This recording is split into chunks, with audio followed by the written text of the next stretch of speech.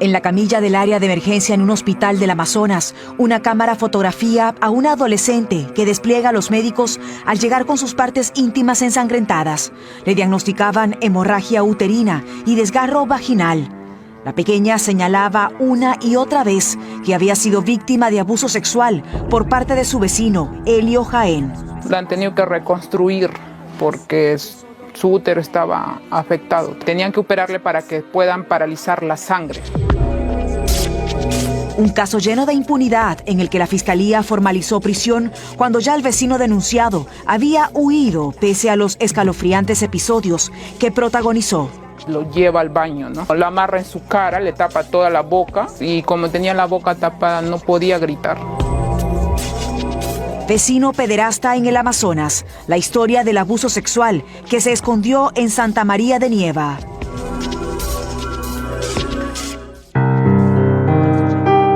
Pocas veces Santa María de Nieva en el departamento del Amazonas ha figurado en los titulares policiales, así que nada parecía perturbar la tranquilidad de sus más de 2.510 habitantes, entre ellos a esta adolescente, la segunda de un hogar de 4 hermanos.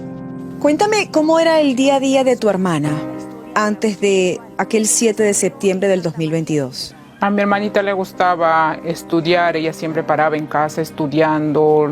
Ella está en primer puesto, se ha ganado una beca, ¿no? Para que siga estudiando. Y como ella dice, yo quiero seguir manteniendo esa beca, quiero seguir estudiando. Y lo que ella también hoy en día exige es justicia. Ella ha dicho que va a cumplir, va a ser abogada y si no encuentra justicia, ella misma lo va a lograr la justicia. En el caserío de La Menor hay un silencioso vecino de 51 años y 1.80 metros de altura, llamado Elio Jaén, quien vive solo en una casa muy cercana a la de ella. El hombre cultiva cacao y visita con frecuencia al padre de la niña. ¿Ustedes tenían algún tipo de amistad? Sí, llegaba a mi casa. Éramos amigos, así. Él tenía sus cacaos que yo le cargaba con mis animales. ¿Cuántas veces llegó este hombre a ir a su casa? Llegaba varias veces, no me acuerdo yo eso. Yo a veces cuando estaba, llegaba afuera nomás de mi casa, al corredor, se sentaba, conversábamos, de ahí seguía, como está cerquita de mi casa. Elio Jaén no era el vecino más querido del lugar. Más allá de la arrogancia que los moradores refieren haber visto en él, una de sus vecinas había notado algo más que solo le contó a la hermana de esta adolescente después de una aberración. La vecina lo que a mí me dijo que le gustaba a él, o sea, estar mirando a las niñas porque a una de sus hijas le dio, dice, una moneda, ¿no? Y ella misma como madre se fue a encararle al hombre y le tiró la moneda. Esta vecina no decidió alertar al vecindario y decir: he visto que este hombre solitario está siempre viendo a las niñas, les ofrece dinero, de manera de advertir. No lo hizo, se quedó callada. Sí, justamente yo le dije, ¿por qué no advertiste? ¿Por qué no lo hiciste? ¿Qué decía ella de por qué no había dicho nada? Creo que era por el temor, porque ahí conocen que su familia es de tener, compra a las autoridades, ¿no? La familia de este hombre no es bien vista en el pueblo. Es conocida por eso, porque su papá ha sido policía y tiene sus contactos. Elliot Jaén se iría acercando poco a poco a la adolescente, aprovechando la cercanía de negocios que tenía con su padre y la enfermedad de su madre, para así conocer los horarios del día a día en que ella estaba sola, de acuerdo a lo que le contó inocentemente a su hermana mayor.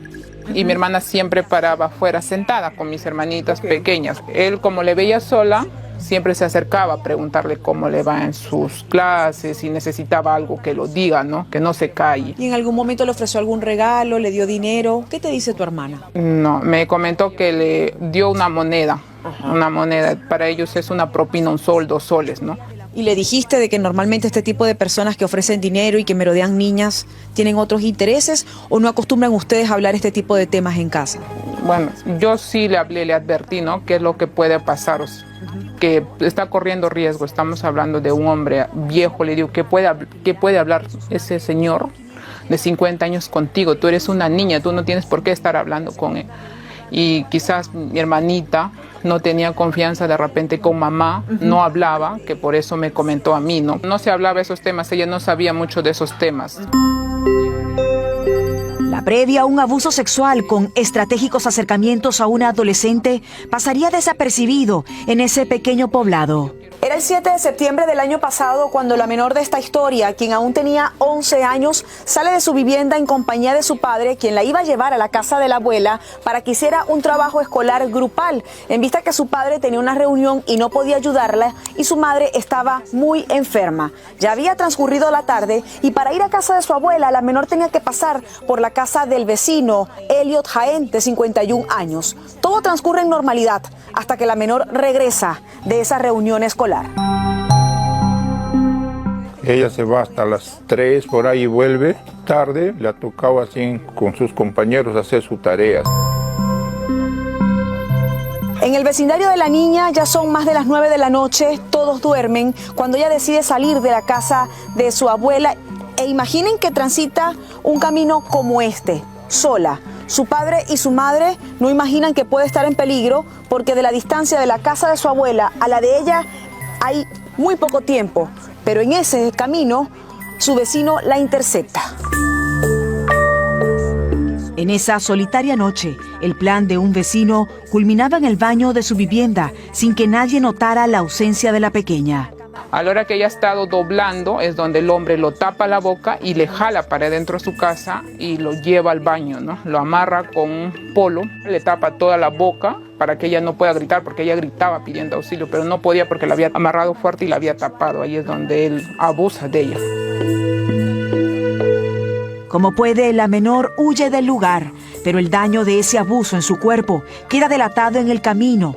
Las manchas de sangre provenientes de sus órganos íntimos dibujaban su recorrido a casa, buscando ayuda. No dejaba de sangrar y ahí es donde su mamá se va corriendo a pedir ayuda. Primero le pide ayuda a mi tía porque estaba más cerca y mi tía corre a auxiliarle, ¿no? Le ve a su sobrina desangrándose y se va al hombre. Le dice, ¿qué hiciste? Y la agarra cachetadas y lo tenía agarrado. Ella lo tenía ahí agarrado. Hasta que llegue mi papá y mi papá también le preguntó, ¿no? Y él lo que le dijo es, la cagué, voy a responder, no voy a huir. En la zona, lo más cercano a la comunicación es un teléfono público, según los parientes de la pequeña. Los dispositivos móviles no inteligentes mueren cuando llueve a las 5 de la tarde. No hay posibilidades de pedir ayuda. Tampoco si se desea ir a la comisaría más cercana, que está a 2 horas, al igual que algún servicio del Ministerio de la Mujer o la Fiscalía más remota. Lo mismo es llegar a un centro de salud, por lo que indican que tuvieron que transitar 7 horas en carretera, recorriendo más de 4 hospitales, porque en los primeros no se sentían en capacidad de atender una situación de esa magnitud, hasta que en el último centro de salud diagnostican a la niña con una hemorragia uterina y desgarro vaginal. Le revisan los médicos y le dicen que se tiene que operar, ¿no? Porque estaba desgarrada porque el hombre la había violado brutalmente y tenían que operarle para que puedan paralizar la sangre. La han tenido que reconstruir porque su útero estaba afectado también. Todo esto complicaba realizar el examen médico legista de la menor para acreditar el delito, siendo dicha diligencia diferida, según su abogado. Por la gravedad de sus lesiones y por la urgencia de la atención que necesitaba la menor, sobre todo por la lejanía de un médico, ¿no?, del Ministerio Público, es que primero se priorizó su salud, se le atendió y como sabemos, todo lo que es registrado en la historia clínica, esa historia clínica es la que se va a homologar o se va a complementar con el examen médico legal.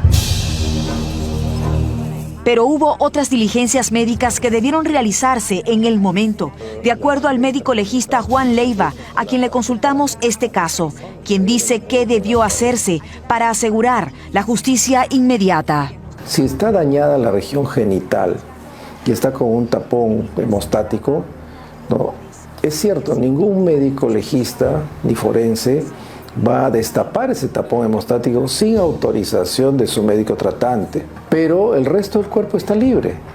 Y entonces si la niña y el padre a la hora que hace la denuncia dice que la jaloneó del brazo y la introdujo a su domicilio el agresor, la lógica es que el médico busque esos signos de equimosis por dígito presión o algún otro signo que nos indique que efectivamente la versión de la denuncia tiene una evidencia anatómica que la corrobore. Si yo difiero un examen de lesiones y pasan varios días, pasa una semana, pasan 10 días, ya no voy a encontrar lesiones recientes, lo que voy a encontrar son lesiones antiguas que nadie va a poder ubicar en el espacio temporal del hecho. El médico también analizaba el reporte del hospital que contiene las condiciones en las que ingresó la menor al último centro de salud, presumiendo que la manera en la que ocurrió este abuso sería en diferentes circunstancias por la cantidad de sangre evidenciada en el registro fotográfico y de salud. Un desgarro perineal, tiene que haber una desproporción, ¿no?, entre el miembro viril u otro objeto con el diámetro del canal vaginal de la menor de edad, ¿no?, por un lado. Por otro lado, tendríamos que tener en cuenta la ubicación y el lugar donde se cometieron los hechos.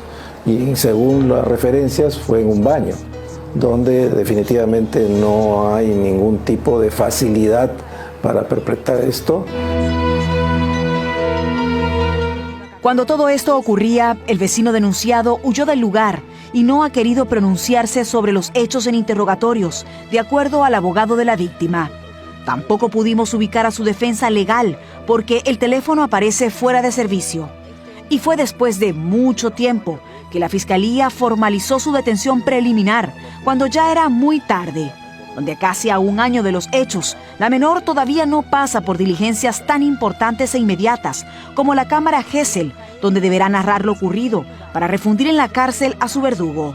En esta sociedad, donde durante la semana fue duramente cuestionado el discurso del congresista José Valcárcel, quien señaló que las relaciones sexuales tempranas ayudan.